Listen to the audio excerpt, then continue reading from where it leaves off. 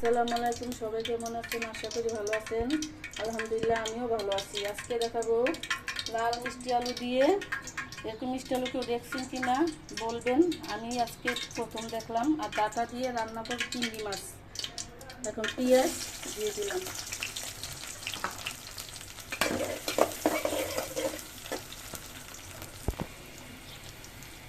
দিয়ে দিলাম হলুদ মরিচ লবণ, একটু পানি,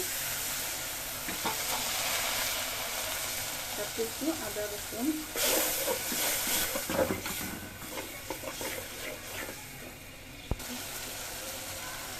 দিয়ে দিলাম চিংড়ি মাছ আর আলু, আর সাথে একটু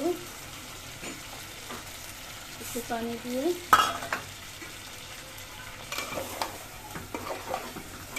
কষে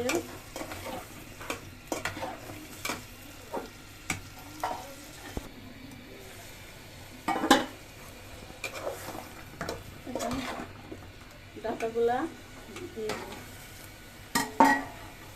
সাথে একটু পানি দিয়ে ভালো করে আবার কষাইয়া নিই।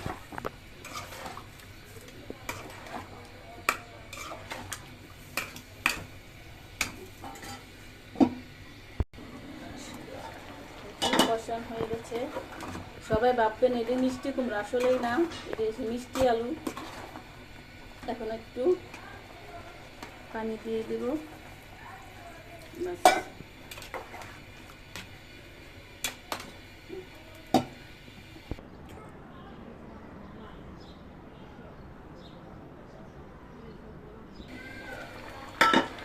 এখন একটু ধনিয়া পাতা দিয়ে দিলাম।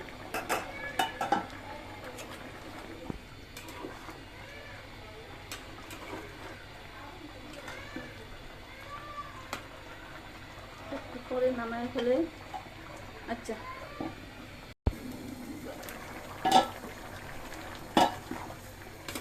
তরকারি কমপ্লিট।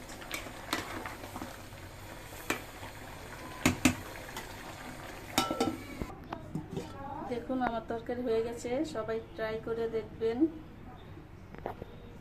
সবাই ভালো থাকবেন।